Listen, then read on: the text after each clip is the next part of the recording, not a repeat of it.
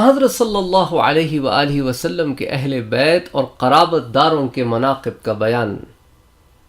حضرت زید بن ارقم رضی اللہ تعالی عنہ بیان کرتے ہیں کہ قام رسول اللہ صلی اللہ علیہ وسلم یوما فینا خطیبا، ایک دن اللہ کے رسول صلی اللہ علیہ وآلہ وسلم ہمارے درمیان خطبہ دینے کے لیے کھڑے ہوئے، اور یہ مکے اور مدینے کے درمیان اس تالاب پر کھڑے ہوئے جس کا نام خم تھا، بماء یدعا خمن، بماء اس پانی کا نام یدعا لوگ کہتے تھے خمن، خم نام تھا، اور بین مکہ والمدینہ، وہ مکے اور مدینے کے درمیان تھا۔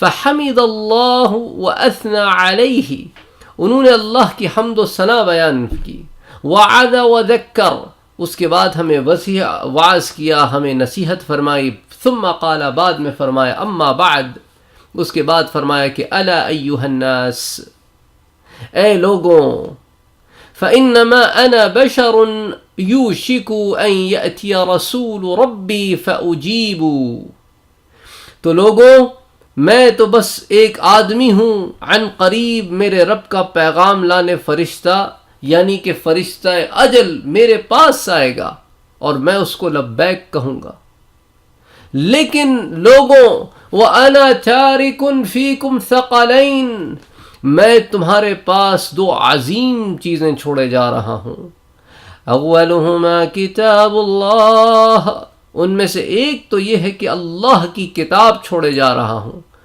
اور وہ کتاب کی حالت کیا ہے، کیفیت کیا ہے، فیہ الہدی والنور، کہ اس میں ہدایت بھی ہے اور اس میں نور بھی ہے، فخذوا بکتاب اللہ، تو اللہ کی کتاب میں سے اخذ کرو، اس کو لو، مضبوطی سے تھامو، اس پہ عمل کرو، فاستمسکوا بہ، اس کتاب سے لو، اس کو مضبوطی سے تھامو، فحث علی کتاب اللہ ورقب فیہ، اور یہ جو اللہ کی کتاب ہے اس کو نہ صرف مضبوطی سے تھامو بلکہ اللہ کی اس کتاب کی دی گئی تعلیمات پر عمل کرنے کی ترغیب بھی دو اور اس کی طرف راغب بھی ہو، یعنی حضور نے اس کی ترغیب بھی دی اور اس کی طرف راغب بھی کیا۔ پھر فرمایا، اللہ اکبر، پھر فرمایا، ثم قال، ایک چیز تو اللہ کی کتاب ہے جو بہت ضروری ہے، اس کو تم نے تھامنا بھی ہے، اس پہ عمل بھی کرنا ہے،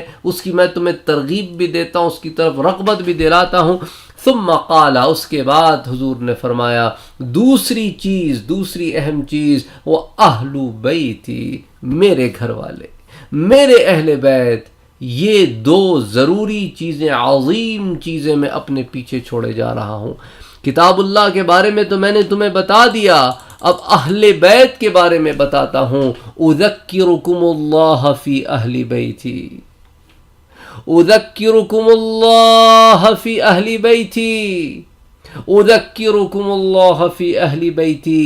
حضور صلی اللہ علیہ وآلہ وسلم نے یہ جملہ 3 دفعہ فرمایا کہ میرے اہل بیت، میں تمہیں اپنے اہل بیت کے متعلق اللہ کی یاد دلاتا ہوں، میں تمہیں اپنے اہل بیت کے متعلق اللہ کی یاد دلاتا ہوں، میں تمہیں اپنے اہل بیت کے بارے میں اللہ کی یاد دلاتا ہوں، یعنی اللہ سے ڈرو میرے اہل بیت کے بارے میں، میرے بعد انہیں تکلیف نہ دینا، میرے بعد انہیں تنگ نہ کرنا، میرے بعد تم ان کی پیروی کرنا، کیونکہ جو میرے گھر کے معاملات ہیں وہ اہل بیت کے سوا تمہیں کون بتائے گا، میری ازواج کے سوا، میری بنات، میری بیٹیوں کے سوا، میری بیٹی جو زندہ تھی بی بی فاطمہ الزہرا رضی اللہ تعالی عنہا، ان کے سوا کون بتائے گا کہ میں کیسا باپ ہوں، میرے نواسوں جن کو میں اپنا بیٹا کہتا ہوں وہی تو بتائیں گے کہ میں کیسا نانا ہوں، وہی تو بتائیں گے، اور کون بتائے گا؟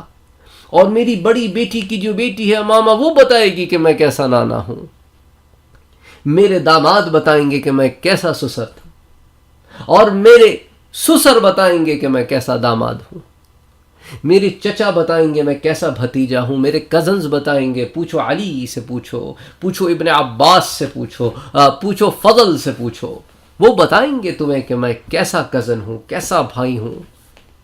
اور اس حدیث کو امام مسلم لے کر آئے ہیں فضائل الصحابہ میں، اور فضائل علی ابن ابی طالب میں بھی لے کر آئے ہیں، اس کو امام احمد نے مسند امام احمد میں نقل کیا ہے، اس کو ابن حبان اپنی صحیح میں لے کے آئے ہیں، اس کو ابن خزیمہ اپنی صحیح میں لے کے آئے ہیں، اس کو امام بیہقی سنن کبریٰ میں لے کر آئے ہیں، اس کو ابن کثیر نے تفسیر قرآن العظیم میں بھی بیان کیا ہے۔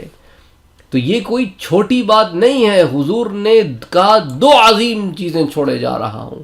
کیا ہے وہ دو عظیم چیزیں؟ ان میں سے ایک عظیم چیز تو اللہ کی کتاب ہے، اس کو نہ چھوڑنا، دوسری عظیم چیز میرے اہل بیت ہیں، ان کو نہ چھوڑنا، ان کو نہ چھوڑنا۔ ارے اہل بیت سے محبت کرنے والوں ایک بات تو بتاؤ، جب بھی میں یہ بیان کرتا ہوں لوگ کہتے ہیں ہم اہل بیت سے محبت کرتے ہیں، تم محبت کیسی کرتے ہو؟ ارے ہم ان کو دوست رکھتے ہیں، تم اچھے دوست ہو کہ تم کبھی سال میں اپنے دوستوں کا ذکر ہی نہیں کرتے، بڑے اچھے دوست ہو، جس سے محبت ہوتی ہے، جس سے محبت ہوتی ہے بندہ تو اس کا ذکر کرتا ہے، اور جب اس کا ذکر کیا جاتا ہے تو دل باغ باغ ہو جاتا ہے۔ تم عجیب دوست ہو، جس دوست سے اتنی بیرا روی کہ اس کا ذکر تک نہیں کرتے، اور کوئی ذکر کرے تو اس کو خاموش کرا دیتے ہو، تمہارا دل نہیں لگتا یار کے ذکر میں۔ کیسے دوست ہو، کیسے دوست ہو؟ اچھا ایک اور حدیث اس ضمن میں حضرت زید بن ارقم نے یہ حدیث روایت کی ہے کہ قال رسول اللہ صلی اللہ علیہ وسلم، اللہ کے رسول نے فرمایا، انی تارک فیکم،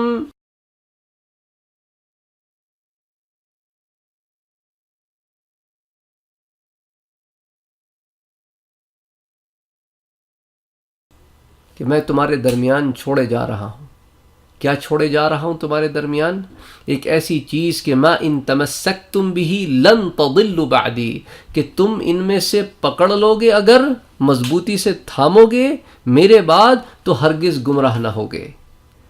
احدہما، ان میں سے ایک کیا ہے؟ اعظم من الآخر، وہ پہلی چیز دوسری سے بڑی ہے، ان میں سے ایک دوسری سے بڑی ہے۔ اچھا تو پہلی چیز کیا ہے؟ کتاب اللہ، اللہ کی کتاب، حبل ممدود من السماء الى الارض، وہ ایک ایسی رسی ہے جو اللہ کی کتاب کیا ہے؟ ایک ایسی رسی ہے جو آسمان سے زمین تک لٹکتی ہے، کہ تم اس کو پکڑ لو گے۔ مقصد کیا تھا کہنے کا؟ مقصد کہنے کا یہ تھا کہ یہ اللہ سے تمہارا تعلق جوڑنے کا ذریعہ ہے، میرے جانے کے بعد وحی تو ختم ہو جائے گی، یہی تمہارا اپنے رب سے تعلق رکھنے کا بہترین ذریعہ ہے کہ تم اسے پکڑے رکھو، یہ رسی کی مانند ہے، اس کتاب کو نہ چھوڑنا، اس کو جو چھوڑے گا وہ گیا۔ اور دوسری چیز اسے بھی نہ چھوڑنا، وعطرتی، میری عطرت، وعطرتی، میری عطرت۔ کیا ہے میری عطرت؟ اہل بیتی، میرے اہل بیت، وَلَن يَتَفَرَّقَ حَتَّى يَرِدَ عَلَيَّ الْحَوْض، اور یہ دونوں ہرگز جدا نہ ہوں گی، نہ اللہ کی کتاب نہ میرے اہل بیت، دونوں ایک دوسرے سے الگ نہیں ہیں، دونوں ایک ہی ہیں۔ اس کو سمجھو گے کیسے میرے اہل بیت کے بغیر؟ میری عطرت، میرے اہل بیت، اور یہ دونوں الگ چیزیں نہیں ہیں، اور یہ جدا بھی نہ ہوں گی یہاں تک کہ دونوں میرے پاس اکٹھی ہو جائیں گی۔ کہاں؟ حتی یرد علی الحوض، حوض کوثر پر۔ فانظروا کیف تخلفونی فیہما، تو دیکھو، پس دیکھو کہ تم میرے بعد ان سے کیا سلوک کرتے ہو۔ اب خدا کی قسم، حضور کو کیا منہ دکھاؤ گے؟ حضور کو کیا منہ دکھاؤ گے؟ حوض کوثر پہ تو چھوڑو، وہ تو بہت بڑی بات ہے، میدان حشر میں کیا منہ دکھاؤ گے کہ تم نے نہ کتاب سے وفا کی، نہ اہل بیت سے وفا کی، نہ تم نے کتاب اللہ سے محبت کی، نہ تم نے اہل بیت سے محبت کی۔ ارے محبت تو ایک قلبی کیفیت پر عمل سے ظاہر ہوتی ہے، عمل سے ظاہر ہوتی ہے۔ ہمارے پاس کیا ہے؟ اہل بیت تو ہم نے اٹھا کے ساری کی ساری شیعت، کوئی اہل بیت سے محبت کرے تو اس کو شیعت کے ٹھپا لگا دیتے ہیں، جیسا کہ اہل بیت سے محبت کرنا تو صرف ایک فرقے کا کام ہے، اور جو اپنے آپ کو سنی کہلائے اس کا اہل بیت سے کوئی لین دین نہیں، معاذ اللہ۔ یعنی یہ تو ایسی تعلیم ہے جو کبھی اسلام کا جز نہیں رہی، بلکہ جو احادیث آپ کے سامنے پیش کر رہا ہوں یہ اسلام کا جز ہے۔ اور یہ جو دوسری حدیث آپ کے سامنے میں نے پیش کی نا، پہلی تو مسلم شریف سے تھی، ابھی جو حدیث پیش کی ہے یہ ترمذی شریف کی حدیث ہے، سنن ترمذی کی حدیث ہے۔ اس کو انہوں نے کتاب المناقب عن رسول اللہ کے باب میں لے کے آئے ہیں، پھر اس کو مناقب اہل بیت النبی کے باب میں لے کر آئے ہیں۔ اس کو امام نسائی نے سنن الکبریٰ میں روایت کیا ہے، امام احمد اس کو مسند امام احمد میں روایت کرتے ہیں، امام حاکم اس کو المستدرک میں روایت کرتے ہیں، امام ابو یعلا اس کو المسند میں روایت کرتے ہیں، امام طبرانی نے اس کو ابی السعید سے لیا ہے، ابی السعید سے لیا ہے اسی روایت کو، اس راوی کے بجائے ابی سعید راوی سے لیا ہے رضی اللہ تعالی عنہ، لیکن وہ اس کو المعجم الاوسط میں لے کر آئے ہیں، پھر اس کو المعجم الصغیر میں لے کر آئے ہیں، پھر اس کو المعجم الکبیر میں لے کر آئے ہیں، پھر اس کو المصنف ابن ابی شیبہ میں ابن ابی شیبہ لے کر آئے ہیں، اس کو ابن ابی عاصم اپنی السنہ میں لے کے آئے ہیں۔ تو وہی اس کی کوئی ایک کتاب حدیث کے اندر یہ نقل ہے؟ یعنی غور تو کرو نا کہ کتنی ضروری بات ہے کہ کتنے محدثین نے اس کو ایک کے بعد ایک نقل کیا ہے کہ میرے اہل بیت سے محبت کرو، اور یاد رکھنا میں دیکھوں گا کہ کون میرے پاس آتا ہے اور اس کے پلڑے میں میرے اہل بیت کی محبت نہیں ہے، دیکھوں گا میں تم ان کے ساتھ میرے بعد سلوک کیا کرتے ہو۔ یہ میرے اہل بیت ہیں، حضور کے اہل بیت ہیں۔ حضور کے کیا خیال ہے حوض کوثر پہ جگہ ملے گی حضور کے اہل بیت سے دل صاف نہ ہو تو؟ کیا خیال ہے حضور قبول کریں گے جس کے دل میں اہل بیت سے محبت نہ ہو؟ معاذ اللہ۔ اللہ اکبر کبیرا والحمد للہ کثیرا اللہم صلی علی سیدنا محمد صلی اللہ علیہ وسلم۔ ارے تمہاری تو نماز میں درود میں اللہ کے رسول کے اہل آتے ہیں۔ درود ابراہیمی میں کیا ہے؟ اللہم صلی علی محمد وعلی آل محمد۔ حضور اور حضور کی آل پر جب تک درود و سلام نہ بھیجو گے تو تمہاری تو نمازیں قبول نہیں ہوتی۔ تو اہل بیت کو تم کیسے نکال سکتے ہو اپنی زندگی سے؟ اللہ